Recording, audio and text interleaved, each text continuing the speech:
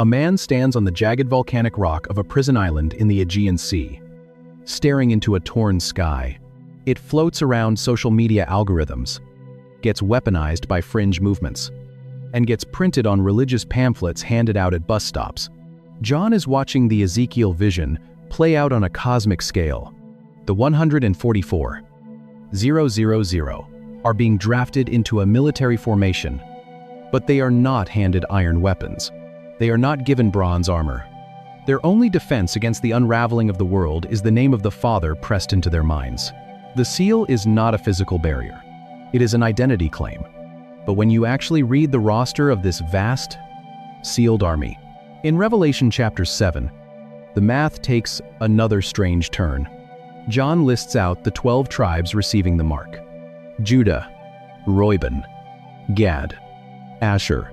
But if you know your Old Testament history, you will quickly realize that the list John writes down is wrong. When you read the 12 tribes listed in Revelation 7, the math is 12 times 12, but the names have been altered. Judah is listed first. Reuben is pushed down. Dan is completely erased. In the book of Judges, the tribe of Dan was the first to drag Israel into systemic idolatry. They set up carved images. They brought poison into the camp. So, in the final numbering of the cosmic army, Dan is gone. Joseph takes the place of Ephraim. Judah is moved to the very front of the line, completely ignoring birth order, because the Lion of the tribe of Judah is leading the march. This is not a biological registry. It is a theological restructuring. 7 chapters later, this same numbered army appears again. Most people assume it is a quota. They read it as a terrifying mathematical cap on salvation, a velvet rope outside of eternity. John sees them in Revelation 14. They are standing on Mount Zion. The Lamb stands with them.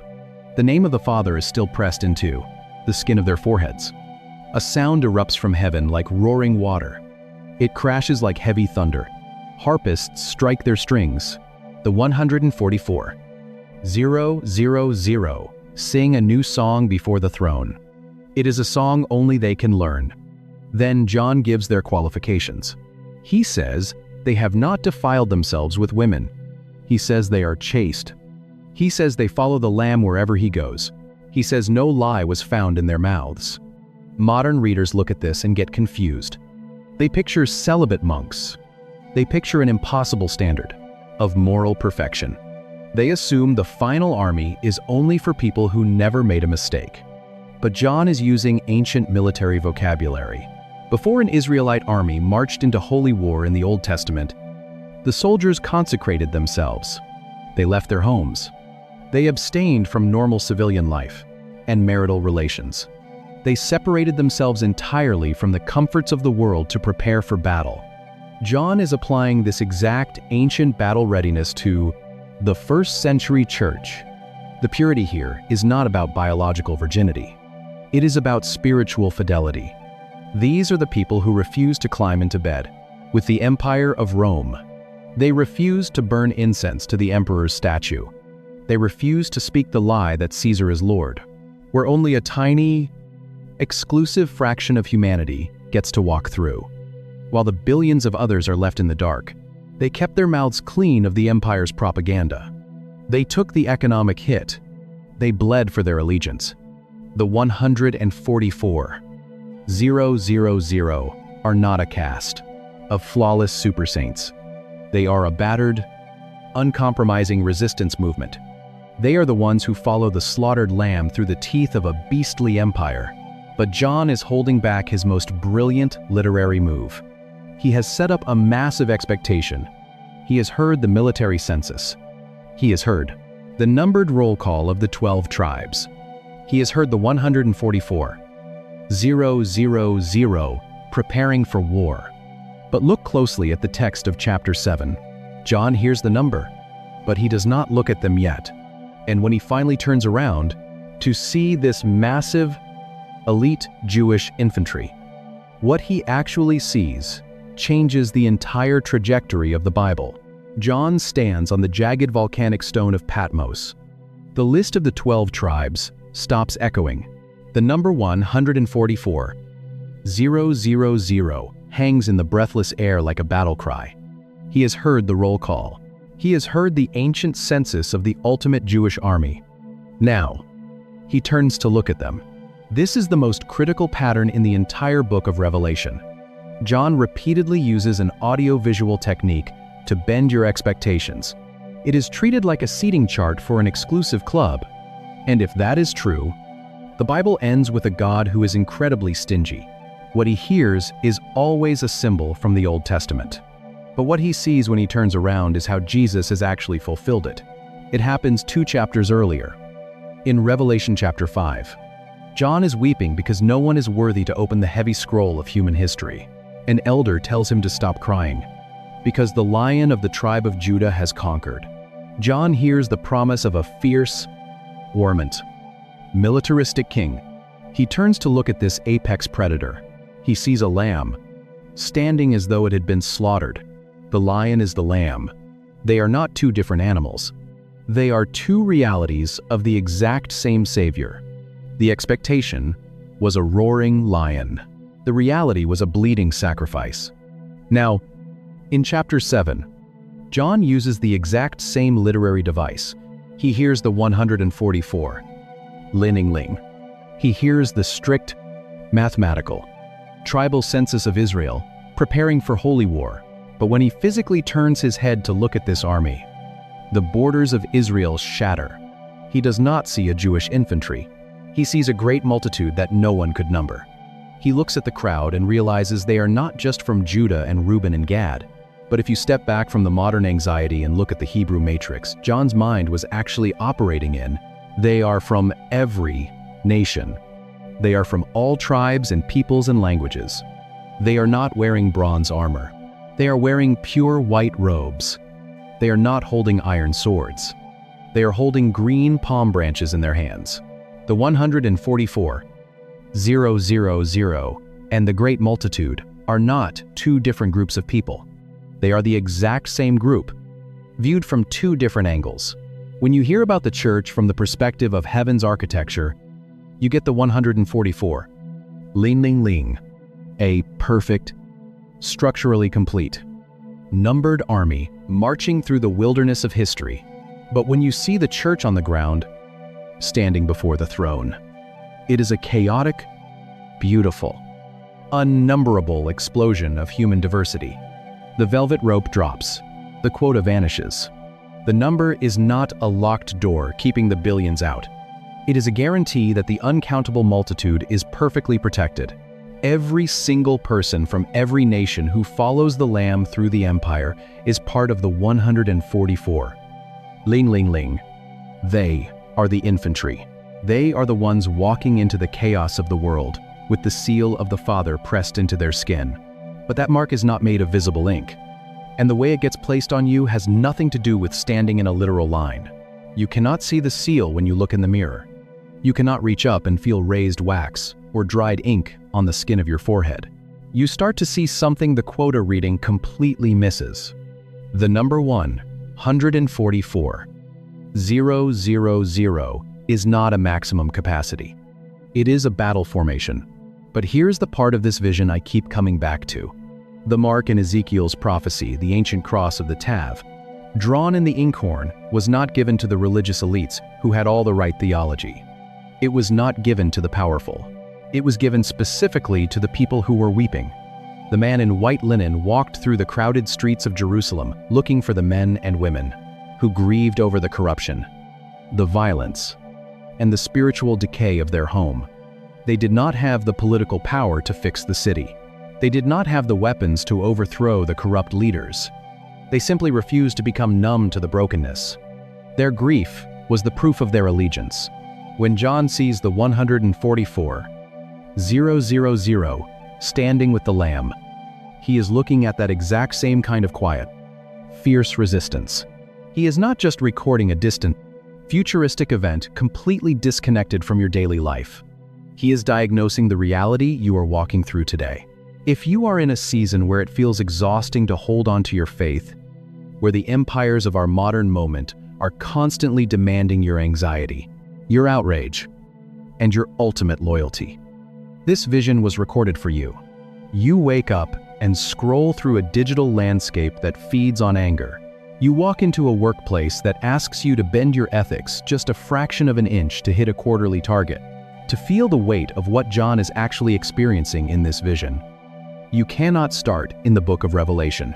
You feel the immense, crushing pressure to align your soul with a political faction just to feel safe in a chaotic, unpredictable world. The empire always asks for a pinch of incense. It always demands that you bow, just a little bit, to the idols of security and success. And when you refuse, it costs you something. You feel the isolation. You feel the weight of the wilderness. But that weight is not a symptom of your failure. It is the friction of the seal. It is the proof that you have not defiled yourself with the systems of a beastly empire. It is the evidence that your mind has been marked by the slaughtered lamb. The Greek word sphragizo means the king has claimed you. And because you belong to him, you will inevitably clash with the kingdom of the air. If you are in a season where God feels more like an abstract concept than a protective presence, the census of numbers and the roster of Revelation are meant to be an anchor. They remind you that you are not wandering aimlessly. The 144,000 are defined as those who follow the Lamb wherever he goes. And sometimes he walks straight into the desert. Sometimes he leads you right into the teeth of the empire. You might feel surrounded by the chaos, standing in the blast radius of a culture tearing itself apart, wondering if the winds of destruction are about to blow. You cannot start with modern eschatology or Greek math. You have to go back 1,400 years to the burning sands of the Sinai Peninsula. But the angel is still standing at the corner of the earth, shouting to hold the winds back. You are part of the numbering. You are walking in the ranks of the Elephim, the spiritual infantry, navigating the dry dirt of the desert, trusting that the God who split seas is still leading the column. The census is still being taken, not to restrict the numbers, but to assure you that you are known, you are counted, and you are held. And when you finally step back and look at the entire scope of this number, from the ancient sands of the Sinai Peninsula to the volcanic rock of Patmos, a massive, singular pattern begins to emerge across the centuries. The dust settles over the camp in the Sinai wilderness. The 12 tribes stand in their perfect square formation around the tabernacle. The numbering is complete. The ancient army of God is ready to move into the unknown. A census was taken in the burning desert, and a mob of fleeing slaves became a structured military force. A Hebrew word for 1,000 was written on a scroll, and a mathematical impossibility became a battle formation. A man in white linen walked through the streets of a dying Jerusalem, and a cross of ink protected the grieving. An exiled prophet heard the terrifying roll call of 12 tribes, where a newly freed nation of slaves is about to take a census. You have to look at the dust rising from and the ultimate Jewish infantry prepared to march. An ancient army consecrated themselves for holy war, and a battered church refused to bow to a beastly empire. A man on a prison island turned his head to see the ranks, and the strict borders of a nation shattered into a global multitude. A quota of 144,000 was announced, and a crowd that no one could number walked through the open door. Same number, same God. But maybe the part that stays with me most is the inkhorn in Ezekiel's vision. The mark of the Tav, not a sword, not a shield, an ancient cross pressed into the skin of the forehead. And it was not given to the religious elites who held the political power. It was given exclusively to those who wept over the brokenness of their city, the ones whose only defense against the chaos was their refusal to become numb to it. If you are in a season where you feel completely unequipped for the battles around you, where the empire is loud and your strength is failing, this is where you stand. The Lamb does not ask you to pick up an iron sword. He does not ask you to force the kingdom of heaven into existence through political power or cultural dominance. He asks you to remain faithful. Desert floor. You have to look at how they arrange their tents, because the secret to the number that terrifies He asks you to keep your mind marked by his name, to grieve what is broken, and to follow him through the desert. If this opens something up for you, subscribe and leave a comment. Even one word helps. Share this with someone who feels exhausted by the chaos of this current empire. Pray for us as we keep digging into these ancient texts. And may the God who has never once lost a single member of his multitude walk with you through your wilderness and bring you safely into the city where the winds of destruction can never reach. The wind off the water is harsh, carrying the smell of salt and sulfur. He is an exile, an old man who has lived long enough. So many people today is hiding in plain sight. Buried in an Old Testament scroll, most people skip entirely. We are a species obsessed with ledgers, staring at the black ink of bank statements and holding calculators in our palms to quantify the infinite. When we read a historical document, we expect a literal head count. If an ancient text says 144,000, our modern, post-Enlightenment brains immediately picture a velvet rope outside a nightclub, with a bouncer clicking a metal counter exactly that many times before shutting the heavy door. We assume it is a quota. We think in terms of scarcity, of limited seating, of a cosmic lifeboat with a strict maximum capacity. But John is not writing a spreadsheet. He is writing Jewish apocalyptic literature, a genre that uses numbers the way a painter uses color. In the first century Hebrew imagination, numbers are not just cold data points used to manage inventory or calculate tax brackets. They are theological architecture. They carry weight, texture, and meaning far beyond their mathematical value. You do not just count them. You read them. Think about the number 12. In the biblical matrix, 12 is the bedrock number of cosmic order and divine government. You have the 12 tribes of Israel setting up their heavy woven tents in the dust of the ancient Near East. You have the 12 apostles walking the dirt roads of the Galilee to watch every one of his friends be executed by the Roman state. And then, suddenly, the wind stops. 12 represents the people of God, fully established, structurally complete, standing exactly where they have been placed by a sovereign hand.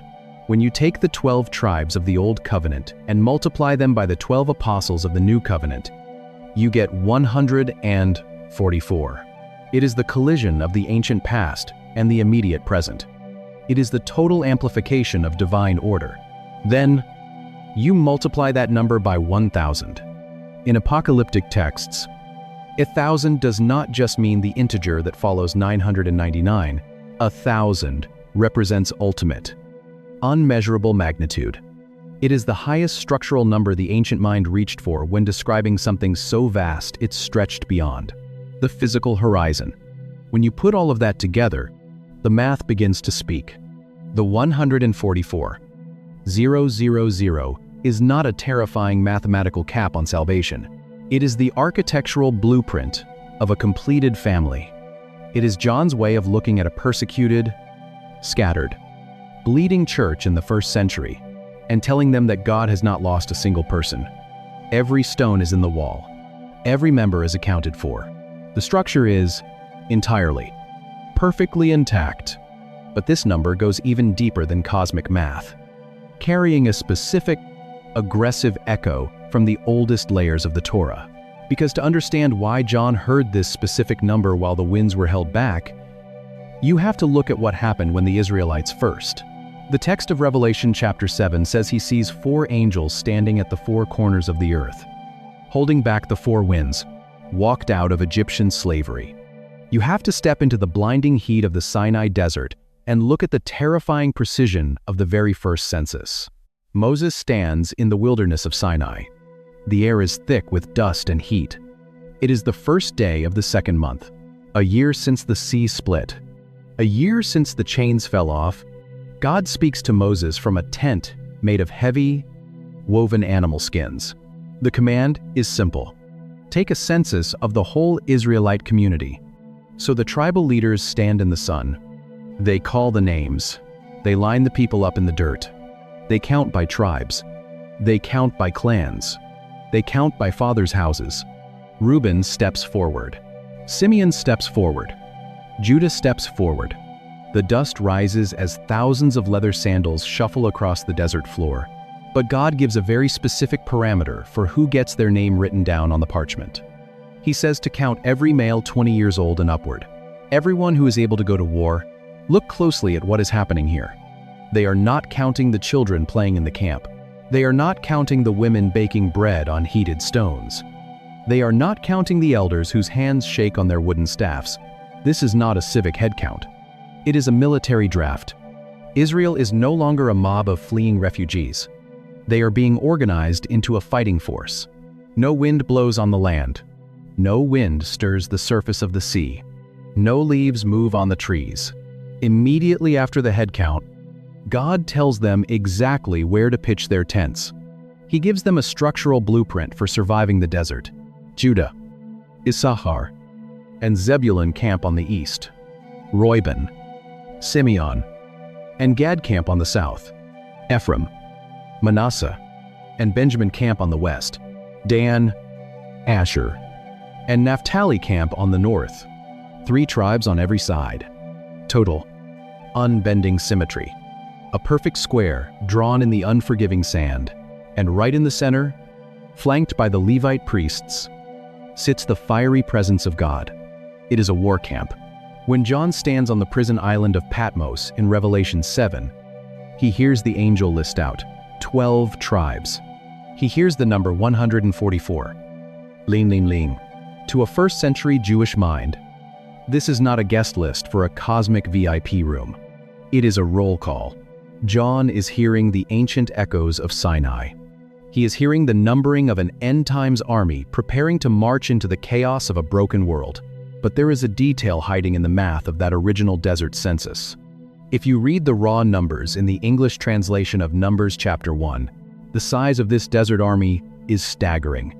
It totals over 600,000 fighting men. Moving that many soldiers through a barren wilderness breaks the mind logistically.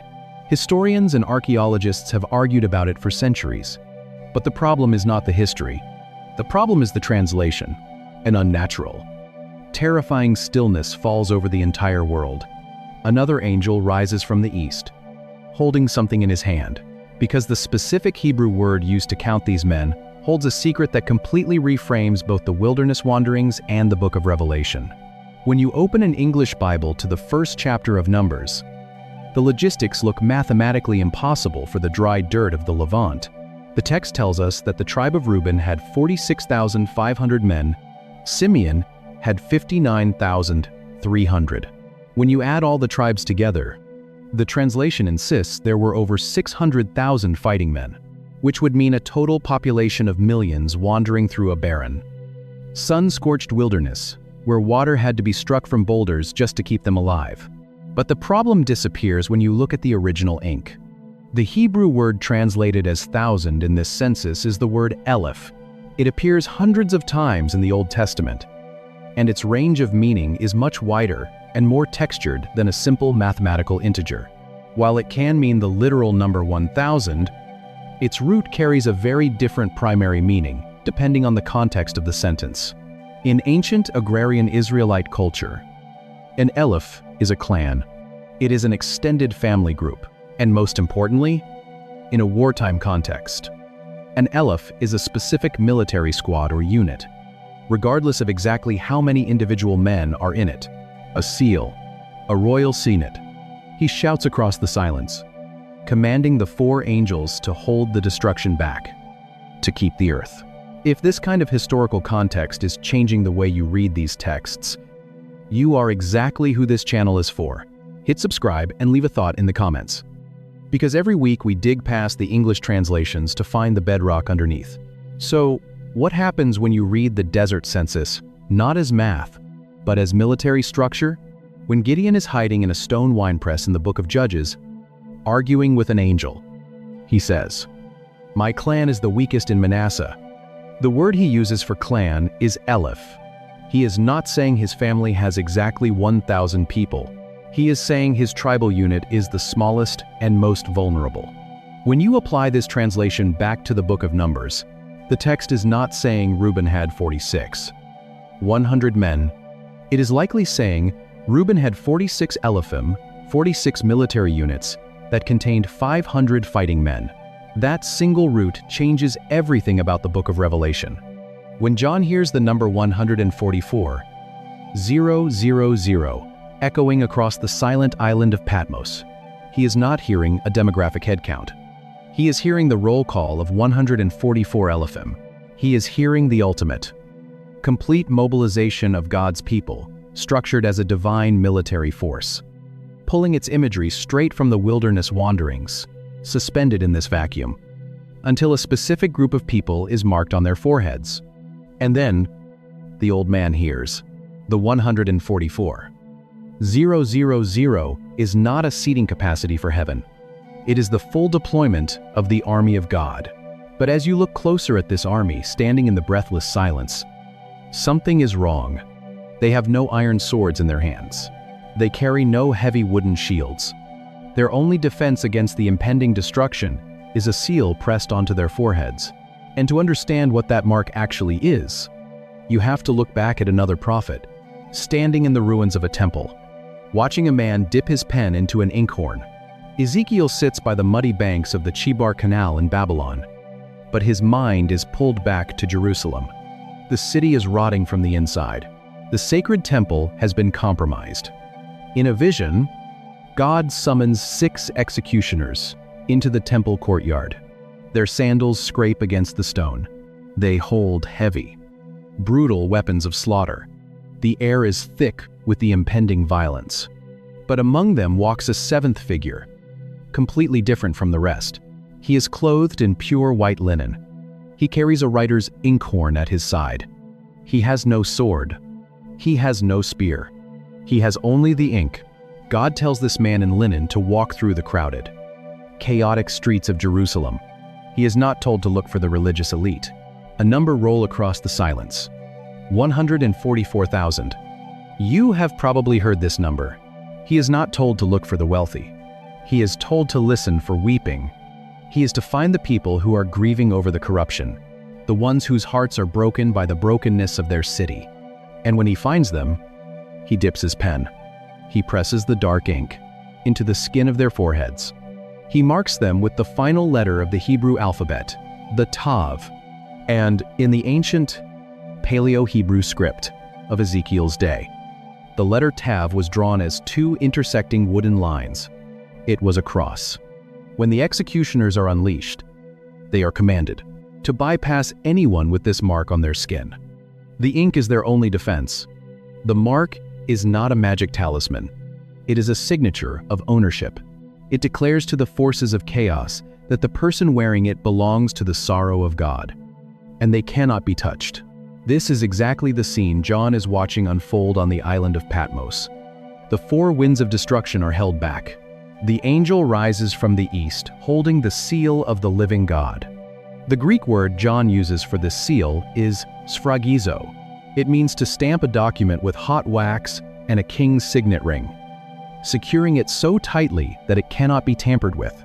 It means to brand an animal or a slave so that everyone who looks at them knows exactly who their master is.